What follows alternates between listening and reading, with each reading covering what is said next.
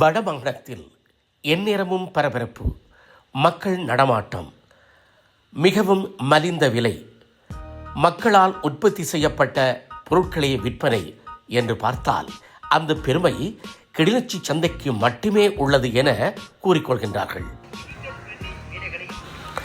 வடக்கு மத்திய மாகாணத்துக்கான இணைப்பு என இச்சந்தையும் இந்த இடமும் பெரும் இடத்தை பிடித்திருக்கின்றது.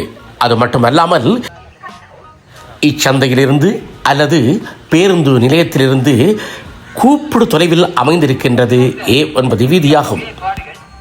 விவசாயத்தில் கிடைக்கின்ற பயன்களோ அல்லது இந்த மாவட்டத்தில் தயாரிக்கப்படுகின்ற உற்பத்திகளுக்கோ அதனை ரசித்து சுவைத்து பார்ப்பதற்கும் இவ்விடமே பொருத்தமானது ஆகும். 23 ஆண்டிலிருந்து நான் இஸ்கொண்ட வந்து கூட தொட்டி அடிக்கி அங்கே தான் அங்கே அப்பா மனவஞ்சக நாங்கள் போகிறோம். நாங்கள் அவன் நவநீதமன்னவர் வெளிநாடு கூட்டேன் காணி வருஷம் இருக்குது. பெரிய காணி அந்த கந்தூர் காணி மற்றது இஸ்கொண்டர் நெருங்குது மரக்காடையில் சின்ன வேலையில் மரக்காடையில் நெருங்குது. அது மோசம் போயிட்டார். இப்போ நாங்கள் இங்கே இருக்கிறோம். நாங்கள் 30 வருஷ காலத்தில் 6 மில்லியன் பெற்றோம். 3 பிள்ளையே காணாவத்து கொடுத்தோம். இப்படி கிடக்குது. எனக்கு கிட்னிலே எல்லாம் கட்டி இப்படி இருக்கிற வாழ்க்கை. இதுதான் தென் தொழில். நான் சொந்த தொழில் செய்யறேன். கைக்குறேன். இப்போ எங்கேயும் இருக்கிறீங்க? இப்போ திருநாள் முதலாமுழங்கையில் இருக்கிறார். முதலாமுழங்கையில் 3 வீட்டில் வேலை செய்யறேன். இயக்கத்தில் கொசல் அடிப்பேன், தொப்பி அடிப்பேன், பிடிக்கு அடிப்பேன், எல்லா வேலையும் செய்வேன். இந்த கிட்டமேந்து போய் எல்லா மிஷினும் கொக்கனை எல்லாம் மக்கள் விட்டுட்டேன். அந்த ஒரு கஷ்ட சாப்பாட்டுக்கு பார்த்துட்டாம இந்த கங்கங்கீரை கருவேப்பிலையும் கொண்டு தான் அந்த சந்தையில் விற்குது. மரக்கறி கடைக்கு எழுதி போட்டுனேன். மரக்கறி கடை கடையில் கடைசியாக தற்காலிகமாக கீழே வந்தது.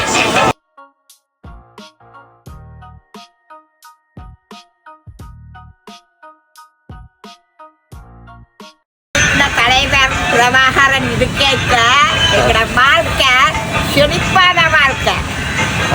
செழிப்பண்டே அந்த பூஞ்சோட மேலே எங்களோட மனங்கள் எல்லாம் உள்ளங்கள் எல்லாம் வளர்ந்த ஒரு நாடு இந்த நாடு. ஒரு பய மச்சம் எங்களுக்கு இல்லை. எந்த சாம மேமம் போய் வரண்டா. மற்ற 2வது ஏதோ ரோட்டில் ஒரு பிச்சைக்காரன் நின்றாலே தூக்கி ஏற்றி வராமல் பின்னத்தை விட்டு அவர் வளர்த்தெடுத்தவர். ஆனால் பிள்ளைகளை எல்லாம் ரோட்டில் நடக்கிற அதெல்லாம் விட்டு செஞ்சோடு ஒன்று வளர்த்து வளர்த்து பராமரித்தவர். எவ்வளவோ புதியதானது. ஒரு வீட்டுக்கு பெட்ரோல் விலை, மண்ணெண்ணெய் விலை, எல்லா சாமானும் விலை, இந்த தோட்ட தொழில் இருக்கிற எல்லாம் ஒன்று கட்டுப்பாடா. இந்த காலத்தில் கூட எங்களை பிரபாகரன், அதாவது எங்களை நேதாவுடைய தலைவர் பிரபாகரன் எங்களுக்கு மண்ணெண்ணைக்கு பதிலாக எங்களுக்கு ஒரு டின்ல அடைச்சி மீன்டின் சமண்டின் பால்டின் எல்லாம் அடைச்சி வீடு வீடாக இருந்தவன். கொஞ்சம் நாங்கள் வெளிச்சத்தில் இந்த நாங்கள் கட்டுப்பாட்டு நேரத்தில் மற்ற ஓடாத மோட்டார் சைக்கிள் ஓட வச்சவர். தந்தை ஏதோ செய்து ஓட வச்சார். ஊத்த உடுப்பு துவைக்காம ஊத்த குடி வைரவர் மேலே எல்லா மக்கள் விட்டாரு. அந்த நேரம் வீடு கூட 10 பணங்கா 5 பணங்காத ஒவ்வொரு கேசங்களா கொண்டே போட்டு எங்களோட உடுப்பை துவைச்சு நாடு கூடி எங்களோட உடுப்பு திண்டாது பணங்கா வாசத்துல. அப்படி எங்களை நல்ல வளர்ச்சியாத்தான் எங்களை வாழ்த்து நடந்தா. இன்றைக்கு போராடி நினைச்சா வடைகள் கொஞ்சம் பேரா இருந்து நல்ல மாதிரி நல்ல மதிப்பா இருக்குது. இப்ப போத நஷ்ட மதிட்டு தூக்குறதும் அநியாயம். எந்த பிள்ளைல காணா போயிட்டு 3 பிள்ளைகள்.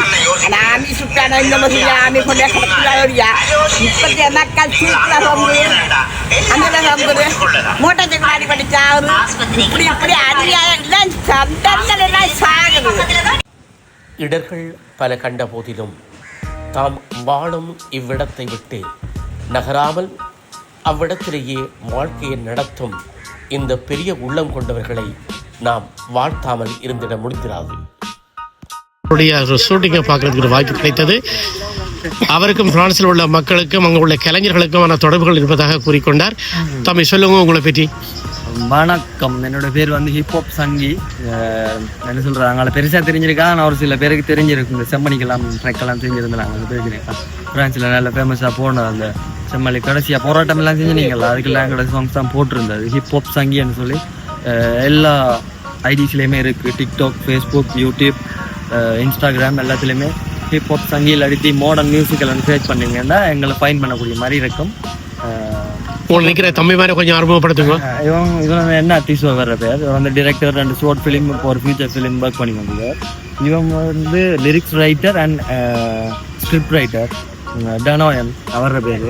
அவர் வந்து லீ முரளின்னு சொல்லி அவர் கொஞ்சம் நல்ல ஃபேமஸான ஆள். சைபர்னு சொல்லி ஒரு ஃபுல் ஃபிலிம் செஞ்சிருக்கார். வேறு ஷார்ட் ஃபிலிம்ஸ் நிறைய அப்படி ஒர்க் பண்ணிருக்கேன். இன்றைக்கு நீங்கள் செய்கிற பாட்டை பற்றி கொஞ்சம் சொல்லுங்களா. இது வந்து ஒரு ஏற்கனவே ட்ரெண்டிங்கில் இருக்கிற ஒரு பாட்டு தான். நான் எடுத்து எந்த ஸ்டைலுக்கு ஸ்ரீலங்கன் ஸ்டைலில், இப்போ அது வந்து இந்தியன் ஸ்டைலு. நான் ஒரு ஸ்ரீலங்கன் ஸ்டைலில் இப்போ அதை மாற்றி எழுதி. என்ன பாட்டு அது? அலர்வானுங்க ஹேண்ட்ரிக்குன்னு சொல்லி ஒரு பாட்டு வந்து இப்போ நல்ல ட்ரெண்டில் இருக்குது. இது உங்களோட பாணியில் நீங்கள் செய்து பார்க்குறீங்க. இது நம்ம தமிழ், இலங்கை தமிழ் பாணி வந்து பிடிக்கும். ஃபோரில் உள்ளவங்களுக்கு நல்ல விருப்பம். அதால் நன்றி, வாழ்த்துக்கள் தம்பி. இளம் கலைஞர்கள் பொது இடங்களில் கலைப்படைப்புகளை வழங்கும் பொழுது சமூகத்துக்கு தேவையான கருத்துக்களும் பகிர நல்ல வாய்ப்பாக அமையும் என்பதும் உண்டல்லவா? இவை தவிர சிறு தொழில்களை உற்பத்தி செய்வதற்கோ அல்லது தனியாக நடாத்துவதற்கோ ஊக்குவிக்கின்ற விடயங்களும் கூட இவ்விடத்தில் உண்டாம். இது கிளிநொச்சி மீன் சந்தை. காலை நிலை தவறாக இருப்பதனால் இன்று மீன் சந்தையில் மக்கள் நடமாட்டம் குறைவாகவே இருக்கின்றது. இருப்பினும் இந்த மீன் சந்தைக்கு வருகின்ற மீன்கள் முல்லைத்தீவு, சங்குப்பட்டி, ஊனகரி போன்ற இடங்களில் இருந்து மீன்கள் வருவதும் இங்கே குறிப்பிடத்தக்கதாகும்.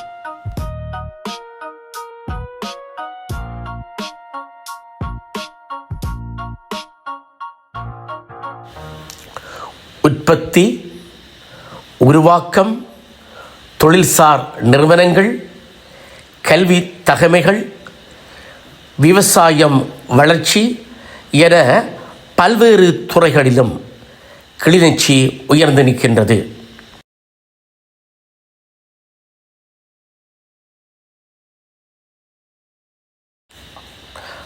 பல ஆண்டுகளுக்கு முன் கிளிநொச்சி பின்தங்கிய மாவட்டம், வன்னி மாவட்டம் என கூறப்பட்ட இம்மாவட்டமானது அதே சில ஆண்டுகளின் பின் தனக்கான உயர்வுக்கான வழிகளை அந்த மண் தான் பெற்றுக்கொண்டது என்றால் அது மிகையில்லாத பேச்சாகும்.